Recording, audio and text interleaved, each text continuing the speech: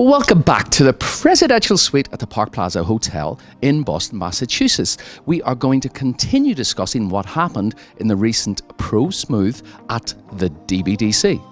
Our runners-up tonight, Travis and Jaimee. They finished 2-2-2-2. Marat, why don't you were third the last time. You take the easy one now.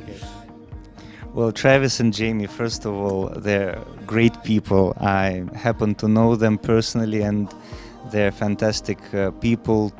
They're very kind and very nice in their approach to their life and to their dancing.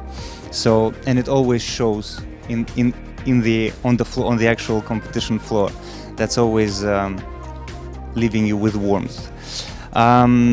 I think they recently, for my taste, they recently hit the peak of their form in Blackpool, and I think that performance there was really, really good. Maybe yesterday was not as good for my taste.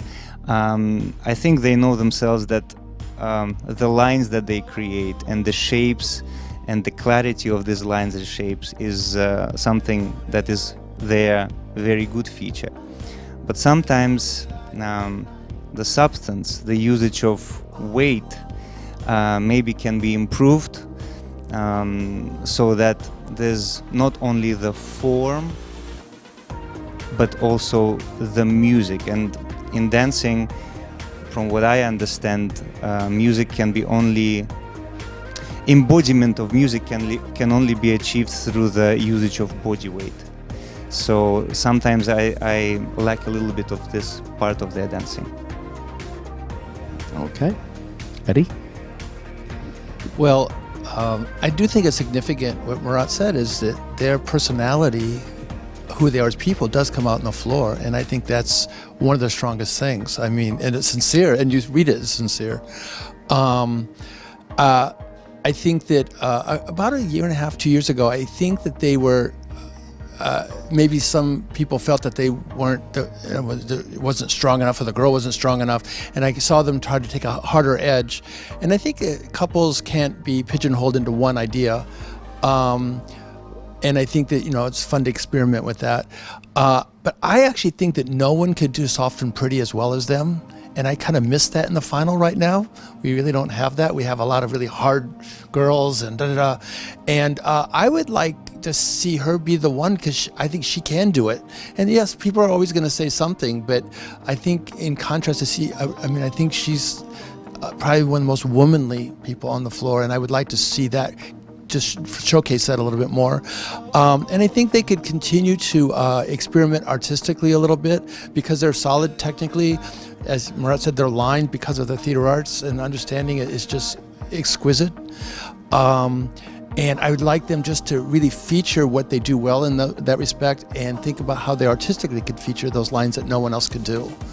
But I think they have the ingredients are so much stronger than a lot of couples in what they have available to them. So I just hope they keep developing that.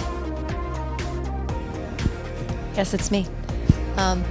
Yeah, so as far as what I know and watching them grow and develop, there's a couple of fine lines that all couples tend to straddle across. One is being rehearsed but not over rehearsed, and another is being able to adapt to different size surroundings and to be able to still feel that you can be full in a space when you don't have space. And those things, I think, hinder a lot of the couples. I can say that if I should have probably said that earlier about someone else and didn't, but I feel that trying to be a little bit more in the moment, if they can be, rather than in the rehearsal brain, would afford them more release of weight and usage of that dynamic. And it is a huge asset in my mind, and I hadn't said anything up until this point, and no one else on this little, are we a panel? Is that what we are? Yes, we are. That's kind of cool. No one else had actually brought up personality in any other of the finalists in this group that we've been discussing. And that has to show for something that characterization was discussed, but the personality and the warmth and the addressment of the crowd to the couple versus just being in your work is something that I think all the couples need to try to embrace more. And I do think that Travis and Jaimee do so well. And you can see their relationship together as it's dancing on the floor, and you can see their connection with their work. And that is something I really enjoy about them.